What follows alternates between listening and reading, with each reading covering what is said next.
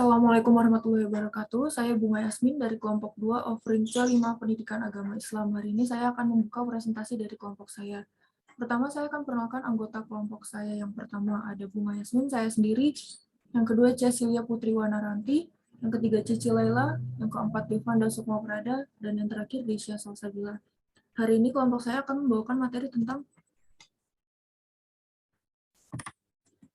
manusia dan tantangan hidup di dunia. Untuk materi yang pertama akan dibawakan oleh teman saya.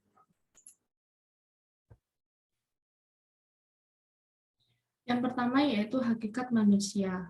Dalam KBBI 2008, manusia adalah makhluk yang berakal budi, yang menyiratkan bahwa manusia adalah salah satu makhluk Allah Subhanahu wa taala yang diberi akal sebagai modal untuk mencapai keluhuran budi pekerti. Manusia juga sering disebut Bani Adam karena keturunan Nabi Adam alaihissalam. Selanjutnya yaitu dalam Al-Quran ada 3 istilah untuk manusia. Yang pertama Al-Bashar. Al-Bashar merupakan gambaran manusia secara materi yang dapat dilihat, memakan sesuatu, berjalan, dan berusaha untuk memenuhi kebutuhan hidupnya. Yang kedua Anas menunjuk pada keturunan Nabi Adam alaihissalam yang disebut juga Bani Adam atau anak cucu Nabi Adam. Yang ketiga yaitu Al-Ins dan Al-Insan, mengacu kepada lawan dari binatang liar. Al-ins dan al-insan memiliki akar kata yang sama tetapi memiliki perbedaan. Al-ins selalu dipertentangkan dengan al-jin, sedangkan al-insan mengandung pengertian makhluk mukallaf, pengemban amanah Allah Subhanahu wa taala dan khalifahnya di muka bumi.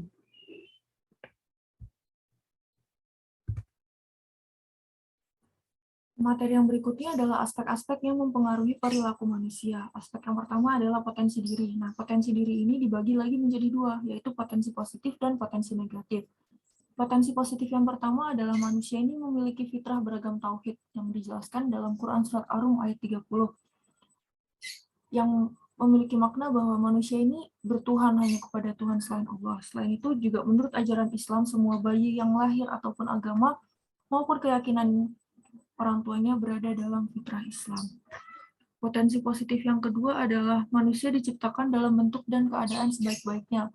Hal ini dijelaskan dalam Quran Surat Atin ayat 4, yang memiliki makna bahwa rohani manusia itu diciptakan dalam keadaan yang paling baik dibandingkan dengan makhluk-makhluk yang lain. Selanjutnya, potensi positif yang ketiga adalah manusia adalah makhluk Allah Subhanahu wa taala yang paling mulia. Hal ini dijelaskan dalam Quran Surat Al-Isra ayat 70, yang dimana salah satu contoh kemuliaannya adalah Nabi Muhammad SAW yang dijadikan sebagai sebaik-baiknya makhluk. Selain itu, kemuliaan yang lainnya adalah manusia ini dipilih oleh Allah Subhanahu wa taala sebagai khalifah di muka bumi ini. Yang keempat adalah manusia adalah makhluk Allah yang paling pintar. Hal ini dijelaskan dalam Quran Surat Al-Baqarah ayat 31-33, di mana di situ dikisahkan bahwa Nabi Adam dan malaikat ini diberikan pertanyaan oleh Allah Subhanahu wa taala, tetapi hanya Nabi Adam yang bisa menjawab pertanyaan tersebut, sedangkan malaikat tidak bisa menjawab pertanyaan dari Allah Subhanahu wa taala. Potensi positif yang terakhir adalah manusia adalah makhluk Allah yang bersedia untuk memegang amanat. Hal ini dijelaskan dalam Quran Surat Al-Ahzab ayat 72, di mana ditafsirkan bahwa amanat yang dimaksud adalah dalam ketaatan. Ini berarti menjalankan kewajiban dan meninggalkan larangan yang diberikan oleh Allah Subhanahu wa taala. Nah, potensi yang selanjutnya adalah potensi negatif manusia. Potensi negatif yang pertama adalah manusia ini adalah makhluk yang paling lemah. Hal ini dijelaskan dalam Quran Surat An-Nisa ayat 28, di mana dijelaskan bahwa dari awal kelahirannya manusia itu bersifat lemah dibandingkan dengan makhluk-makhluk yang lainnya. Yang kedua, manusia adalah makhluk yang suka berkeluh kesah. Hal ini dijelaskan dalam Quran Surat Al-Ma'arij ayat 19, di mana dikatakan di situ bahwa manusia ini cenderung suka berkeluh kesah ketika apa yang diinginkannya itu tidak tercapai dan cenderung menceritakannya ke orang lain. Sedangkan ketika apa yang dia inginkan tercapai, manusia ini cenderung tidak bersyukur dan tidak menceritakannya ke orang lain. Nah, potensi negatif yang ketiga adalah manusia adalah makhluk zalim dan ingkar. Hal ini dijelaskan dalam Quran Surat Ibrahim ayat 34, di mana di situ dikatakan bahwa kezaliman yang dimaafkan oleh Allah Subhanahu wa taala adalah kezaliman manusia terhadap Tuhannya, seperti tidak melaksanakan sholat, tidak puasa Ramadan, dan melakukan kemaksiatan. Sedangkan kezaliman yang tidak dimaafkan oleh Allah Subhanahu wa taala adalah menyekutukan Allah Subhanahu wa taala. Nah, yang keempat adalah manusia merupakan makhluk yang suka membantah. Hal ini dijelaskan dalam Quran Surat Al-Kahfi ayat 34, di mana para ahli tafsir mengatakan bahwa manusia merupakan makhluk yang suka membantah, menolak, dan menentang kebenaran yang dibawakan oleh para Rasul Allah dengan kebatilan. Nah, yang terakhir, manusia adalah makhluk yang suka melewati batas. Hal ini juga dijelaskan dalam Quran Surat Al-Alaq ayat 6. Materi selanjutnya akan disampaikan oleh teman saya. Yang kedua adalah komponen diri. Potensi negatif dan positif manusia terkait erat dengan 4 komponen, yaitu 1. Fitrah. Fitrah adalah nomina verba dari fatara yafturu, yang artinya adalah ciptaan. Dalam Quran Surat Ar-Rum ayat 30 tentang fitrah, memberikan pemahaman bahwa sesuai dengan fitrahnya, manusia itu bertauhid. Yang kedua adalah nafas atau nafsu dan jiwa.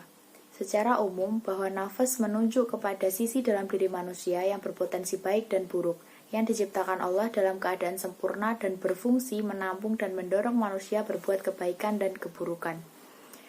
Pembicaraan tentang nafas biasanya mengarah pada nafas amarah, yaitu nafsu yang selalu memerintah atau mengajak manusia melakukan kejahatan atau perbuatan dosa.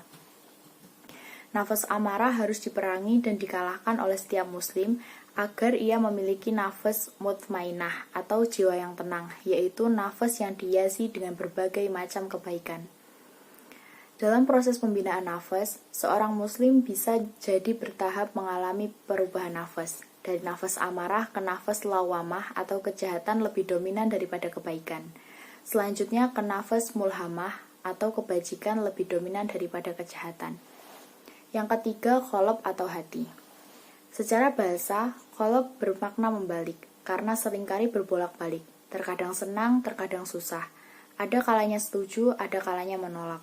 Qolb dapat dipilah menjadi 3, yaitu qalbun salin, hati yang sehat atau bersih, qalbun marid, hati yang sakit, dan qalbun maktum, hati yang tertutup. Yang keempat adalah akal atau akal.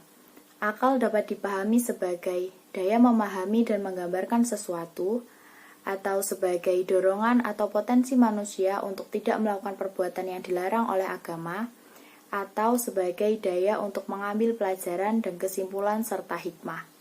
Manusia harus mampu menggabungkan kemampuan berpikir dan dorongan moral agar apa yang ia lakukan dapat menghasilkan sesuatu yang positif. Yang ketiga adalah lingkungan. Perilaku atau kualitas ketakwaan seorang manusia salah satunya disebabkan oleh pengaruh orang-orang di sekitarnya. Lingkungan keluarga merupakan lingkungan yang pertama kali mempengaruhi perilaku manusia. Sesuai dengan hadis Rasulullah yang menyatakan bahwa setiap anak dilahirkan dalam keadaan fitrah. Kedua orang tuanya lah yang menjadikannya Yahudi, Nasrani, atau Majusi. Lingkungan berikutnya adalah lingkungan pergaulan. Anak yang bergaul di lingkungan anak nakal, pada umumnya juga akan menjadi nakal. Namun, jika anak berkumpul dengan anak yang baik, pada umumnya juga akan menjadi baik. Yang keempat adalah ikhtiar manusia. Manusia diciptakan Allah dengan diberi fasilitas-fasilitas yang beraneka ragam. Demikian juga dengan makhluk lainnya. Fasilitas-fasilitas itu harus dicari dan diusahakan oleh manusia. Artinya, fasilitas-fasilitas itu tidak datang dengan sendirinya, melainkan harus ada usaha untuk mendapatkannya. Kedudukan dan tujuan menciptakan manusia. Ada 2 kedudukan penting yang diberikan Allah kepada manusia. Yang pertama, yaitu umat manusia sebagai hamba Allah. Sebagai hamba Allah, manusia mendapat tugas untuk beribadah kepada Allah. Sebagaimana tertera dalam Quran Surat Toha ayat 14 yang artinya, sesungguhnya aku ini adalah Allah. Tidak ada Tuhan selain aku, maka sembahlah aku dan dirikanlah sholat untuk mengingatku. Yang kedua, umat manusia sebagai khalifah Allah. Manusia memegang mandat darinya untuk mewujudkan kemakmuran di bumi. Tugas manusia sebagai khalifah tercantum dalam Quran Surat Sad ayat 26 yang artinya, Hai Daud, Sesungguhnya kami menjadikan kamu khalifah di muka bumi. Maka berilah keputusan di antara manusia dengan adil, dan janganlah kamu mengikuti hawa nafsu, karena ia akan menyesatkan kamu dari jalan Allah. Sesungguhnya orang-orang yang sesat dari jalan Allah akan mendapatkan azab yang berat, karena mereka melupakan hari perhitungan. Dalam ayat tersebut, Nabi Daud ditugaskan untuk menjalankan hukum yang benar di antara umatnya dan dilarang mengikuti hawa nafsunya. Dan secara spesifik, menurut Al-Jilani, tugas kekhalifahan itu adalah memperbaiki akhlak dan al-ihwal penghuni bumi. Hubungan kedua kedudukan manusia. Kedudukan khalifah masuk dalam kedudukan hamba Allah, dan karena itu jika posisi hamba Allah di dalamnya ada malaikat, maka yang ada dalam khalifah Allah hanya manusia. Manusia dengan dua posisi tersebut diciptakan untuk beribadah kepada Allah Subhanahu wa Ta'ala.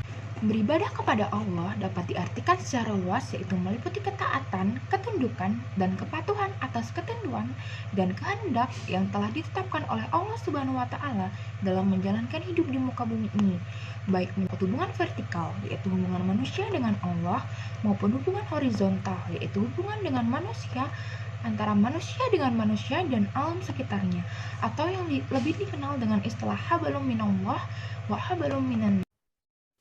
Selanjutnya, saya akan menjelaskan mengenai ikhtiar merealisasikan tugas hidup manusia. Khalifah merupakan amanat langsung dari Allah atas manusia, di mana dalam mengemban amanat sebagai khalifah, maka manusia harus yang pertama berilmu yang memadai. Manusia harus mencari ilmu sepanjang hidupnya sesuai dengan tuntutan kehidupan yang bernilai ibadah, baik yang berkaitan dengan ibadah khusus atau mahdoh, maupun ibadah umum atau ghairu mahdoh. Yang kedua yaitu manusia harus mempraktekkan ilmunya untuk kemakmuran bersama. Di sini ulama mengelompokkan manusia sesuai dengan tugasnya masing-masing menjadi 4 golongan, yaitu yang pertama yaitu para ulama atau ilmuwan yang memiliki tugas untuk memberikan pencerahan pada umat dengan ilmu yang mereka miliki. Kemudian yang kedua ada para umaroh yang melaksanakan tugas dan kewenangan secara total dan adil dengan memperhatikan ilmunya para ulama. Kemudian yang ketiga ada para ahniya atau hartawan yang berupaya memberikan manfaat atas proyek-proyek ibadah yang menjadi tugas umaroh dengan bantuan modal yang mereka miliki. Dan yang terakhir yaitu ada kaum fukoro atau fakir miskin yang berdoa untuk suksesnya tugas dari ketiga kelompok tersebut secara ikhlas. Selanjutnya yang ketiga yaitu menjaga niat. Dalam memakmurkan bumi hanya karena Allah atau lillahi ta'ala, tidak karena ingin menjadi orang terpandang dan hanya mencari keuntungan duniawi saja, melainkan agar bisa menjadi manusia yang selalu mensucikan Allah dan mengagungkannya dengan tetap sabar dalam menghadapi cobaan. Kemudian yang keempat ada berdoa. Dengan semakin banyak berdoa, maka Allah akan semakin banyak memberikan rahmat kepada orang tersebut. Di mana doa juga merupakan usaha batiniah yang harus menyertai usaha lahiriah. Dan yang terakhir yaitu ada menjaga hati. Menurut Al-Kawas, menjaga hati yang dilakukan dengan beribadah dinamakan dengan mengobati hati. Menurutnya, obat hati itu ada 5, yaitu membaca Al-Quran dengan menghayati maknanya, berpuasa, melakukan sholat malam, berzikir, dan yang terakhir yaitu bergaul dengan orang-orang yang soleh. Sekian dari kelompok kami. Terima kasih. Wassalamualaikum warahmatullahi wabarakatuh.